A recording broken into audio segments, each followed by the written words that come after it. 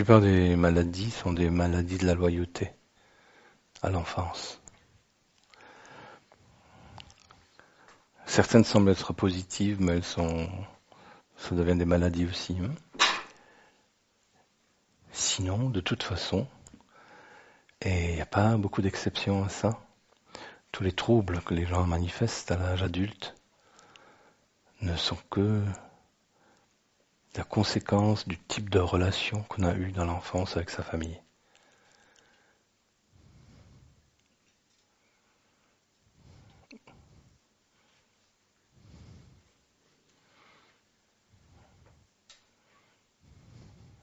Et tous les troubles qu'on a, tous les problèmes qu'on manifeste, surtout évidemment dans le domaine relationnel, sont liés à la période où on était dans la famille, ou d'autres ont remplacé la famille peut-être, mais tout est lié à ça. Et malgré soi, on est loyal à ça. Dans quelques rêves et dans tous les troubles.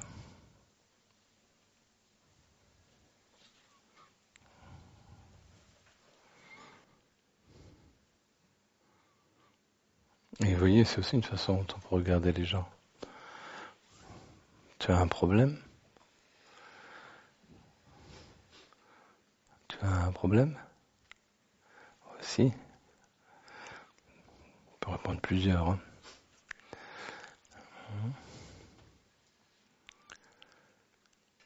Alors les gens, qu'est-ce qu'ils font? Ils ont besoin de raconter leurs problèmes. Puis ils racontent leurs problèmes, et puis il y a des gens qui écoutent les problèmes, qui donnent un médicament, ou bien un traitement, ou bien une technique. Mais en réalité, ce sont toujours les histoires de l'enfance que les gens racontent.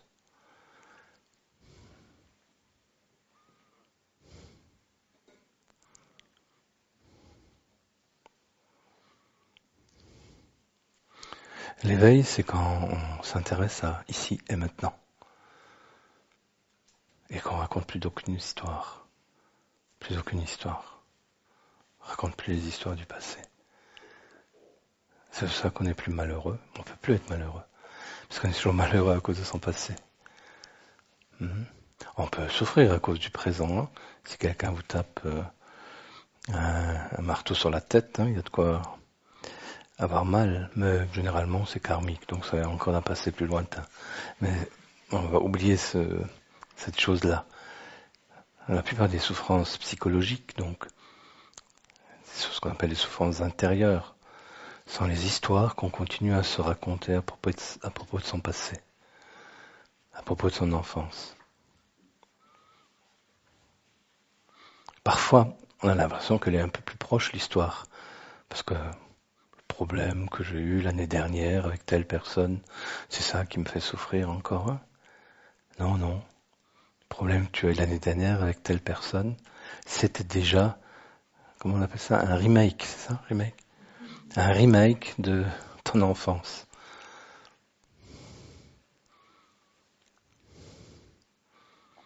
Toutes les souffrances intérieures ou psychologiques et tous les problèmes sont des problèmes de l'enfance. Celui qui s'éveille, il voit ça. Il sait ça. Et il décide de vivre ici et maintenant.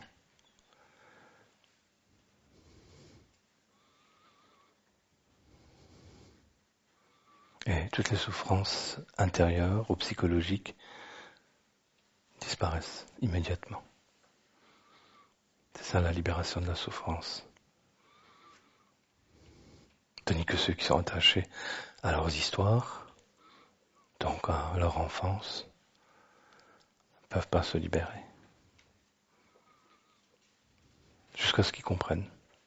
Une fois qu'on comprend, la pratique, c'est ici et maintenant. Revenez ici et maintenant, toujours. Vous avez un problème avec quelqu'un? Revenez à ici et maintenant. Sinon, vous allez projeter une histoire de votre enfance sur le problème là. Si vous revenez ici et maintenant, vous faites que des constats. Simples. Et les constats simples vous libèrent.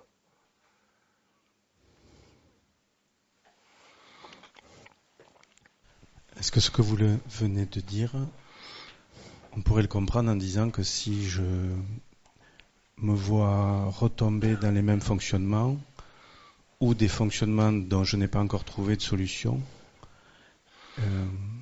c'est que je suis, j'ai été formaté comme ça, moulé, on va dire. Moulé, ouais. Et moi aussi, quand je suis sous la pluie, je suis moulé.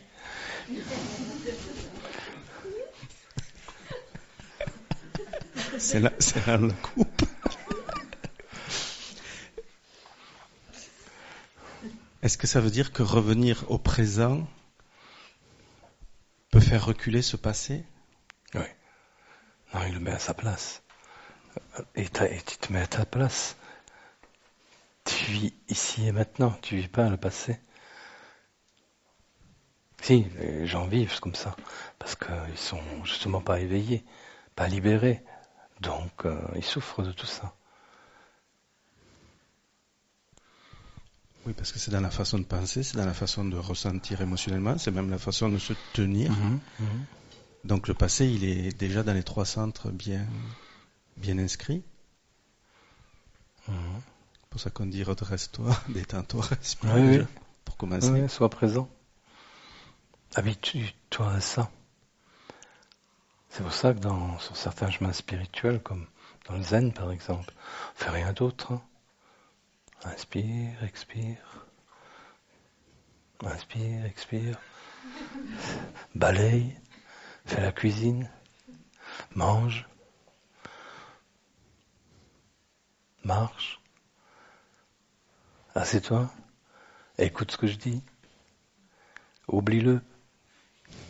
Parce qu'il faut respirer, expirer, marcher, se doucher pour être moulé.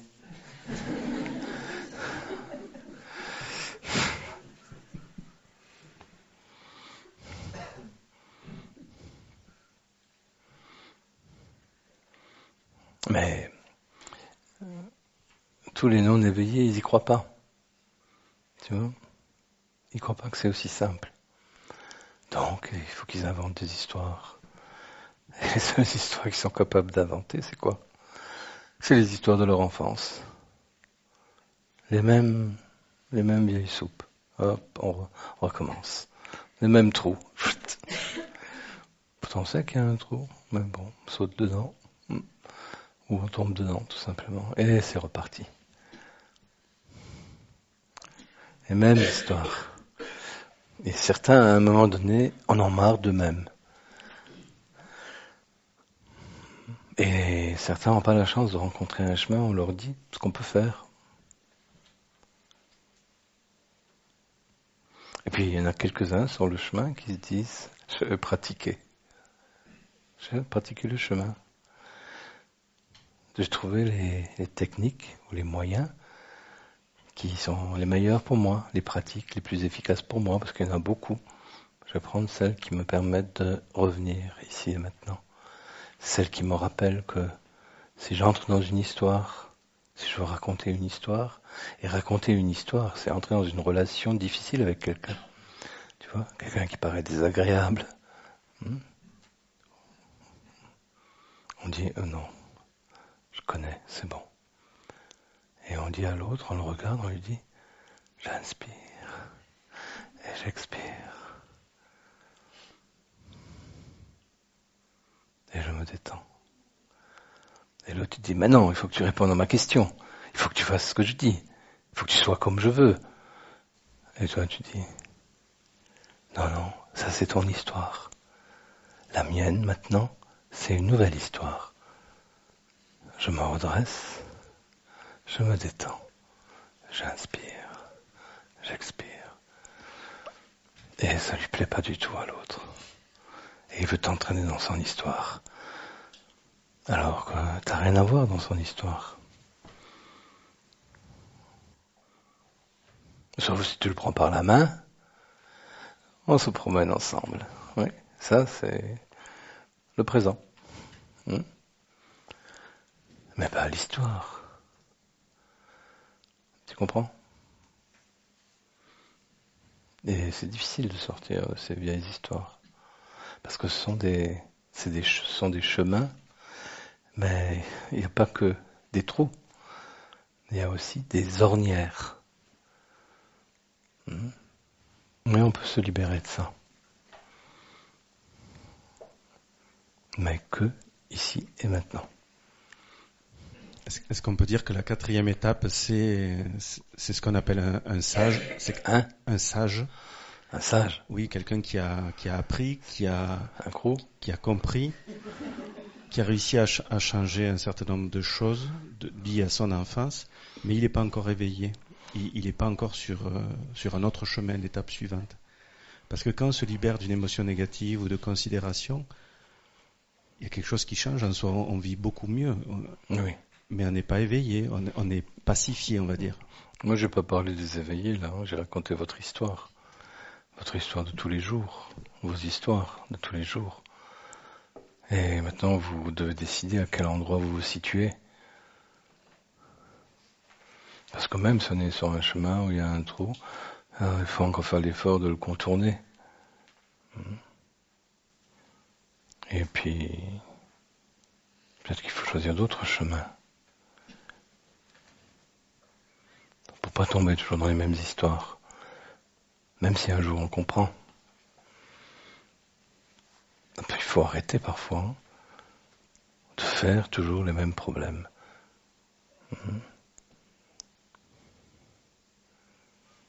Ça semble tellement facile quand vous dites ici et maintenant. Oui.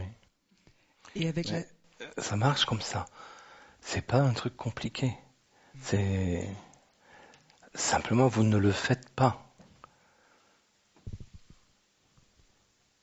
Vous voyez, quelle que soit la situation,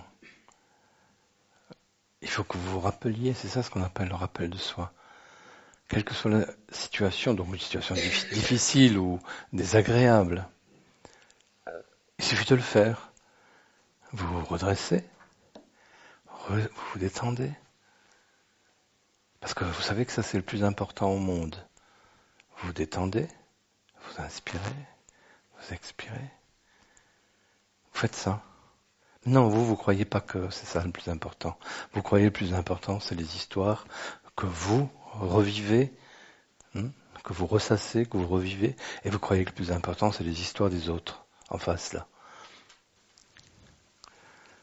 Tu vois, c'est une question de croyances limitantes et de pensées erronées, avec leurs conséquences des émotions aussi erronées et négatives qui vont vous polluer et polluer les autres.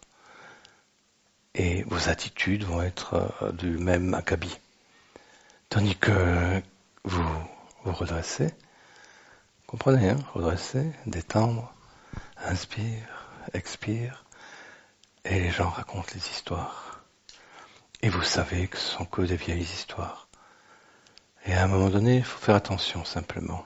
Ça peut être dangereux. Parce que l'autre, il s'agace tellement que vous n'entrez pas dans son jeu, dans son histoire, qu'il devient encore plus agressif. Oui.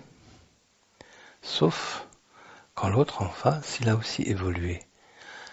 Et à un moment, il vous voit, inspire, expire, détendu, et il se dit non, il se moque pas de moi, il me montre la voie.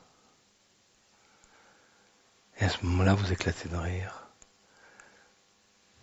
Vous dites, c'est bon, on arrête quoi. On revient à quelque chose d'harmonieux ou de sain, ou de simple. À quelque chose de simple. Et donc on peut évoluer vers ça. Le problème c'est que vous ne savez pas ce qui est important, ce qui est essentiel. Vous mettez une fausse importance sur toutes les histoires. Parce que vous n'arrivez pas à ressentir assez la vie en vous-même, c'est ça le problème.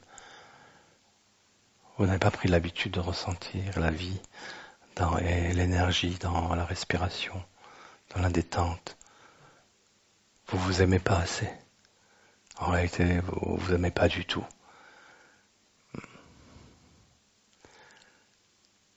Donc, vous recréez les mêmes histoires tout le temps. Et vous fuyez qui vous êtes réellement. Et qui vous êtes, c'est redressé, détendu, inspire, expire.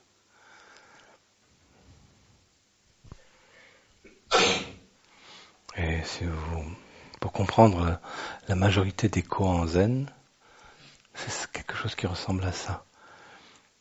Et à un moment où quelqu'un éclate de rire. Il a à la fois compris la misère humaine et en même temps que c'est trop nul et qu'on peut en sortir. Et à ce moment-là, il se moque de lui-même.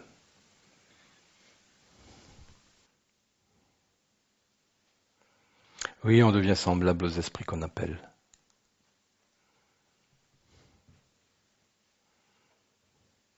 Et on les appelle à travers ses attitudes, à travers ses actes, à travers ses paroles. C'est comme ça qu'on les appelle.